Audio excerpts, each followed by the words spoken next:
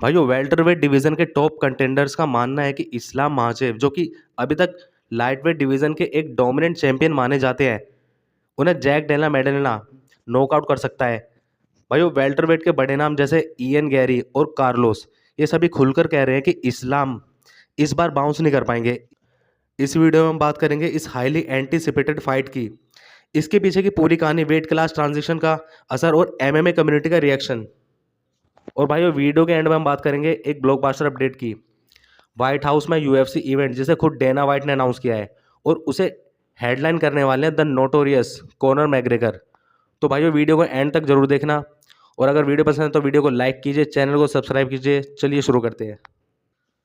सबसे पहले बात करते हैं उस फाइट की जिसने पूरे वेल्टरवेट डिवीजन को हिलाकर रख दिया है, जो कि नवंबर में होने जा रही है इस्लाम माचेव वर्सेस जेडीएम की। इस्लाम माचेव जो कि लाइटवेट डिवीजन में अपनी रेसलिंग और कंट्रोल के लिए जाने जाते हैं, अब 15 पाउंड ऊपर आकर 170 पाउंड वेल्टरवेट डिवीजन में फाइट करने वाले हैं।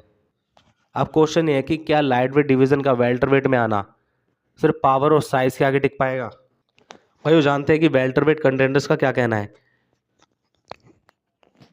लैन गेरी और कार्लोस जैसे बड़े नामों ने कहा है कि जैक डेला मेडेलिना के पास वो पावर और फिनिशिंग स्किल है जो इस्लाम माचेव को नॉकआउट कर सकती है। जैक ऑलरेडी वेल्टरवेट फाइटर है और उनका नेचुरल वेट और साइज इस्लाम के मुकाबले ज़्यादा है और इसी वजह से कई एक्सपर्ट्स उन्हें फाइट का फेवरेट मान रहे हैं। लेकिन क्या सिर्फ वेट और पावर से फाइट जीती जा सकती है? भाई बिल्कुल नहीं। 15 पाउंड का वेट डिफरेंस दिखने में बहुत बड़ा लगता है, लेकिन क्या ये फाइट नाइट पर इतना असर करता है? भाई मुझे ऐसा नहीं लगता। हमने हाल ही में देखा Khamzat Chimaev versus Dricus du Plessis.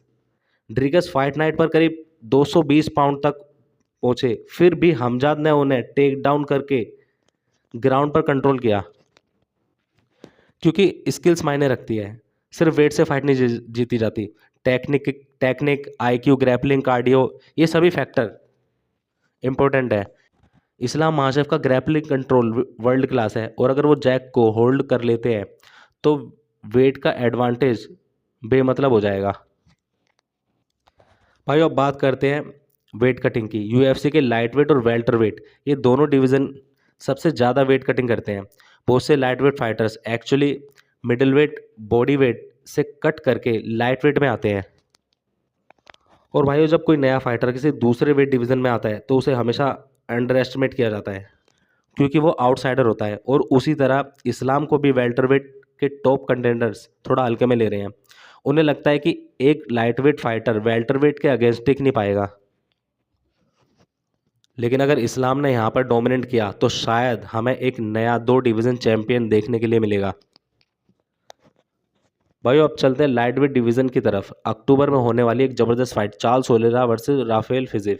लेकिन अनफॉर्चुनेटली फिजिव चोटिल हो गए और फाइट से बाहर हो गए। अब यूएफसी चार्ल्स के लिए एक नया अपोनेंट ढूंढ रही है और सुनने में ये आ रहा है कि शायद डैन हुकर को रिप्लेसमेंट के तौर पर लाया जा सकता है। और ये चार्ल्स के लिए अच्छी खबर हो सकती है, क्योंकि फिजिव के अगेंस्ट फाइट बहुत रिस्की मानी जा रही थी, खासकर तब जब ओलिवेरा अभी हाल ही में नॉकआउट होकर वापस आए हैं। भाइयों अब बात करते हैं सबसे बड़ी अपडेट की, यूएफसी का व्हाइट हाउस इवेंट। यूएफसी पहली बार अमेरिका के व्हाइट हाउस कंपाउंड के अंदर एमएमए इवेंट करने जा रही है जुलाई 2026 में।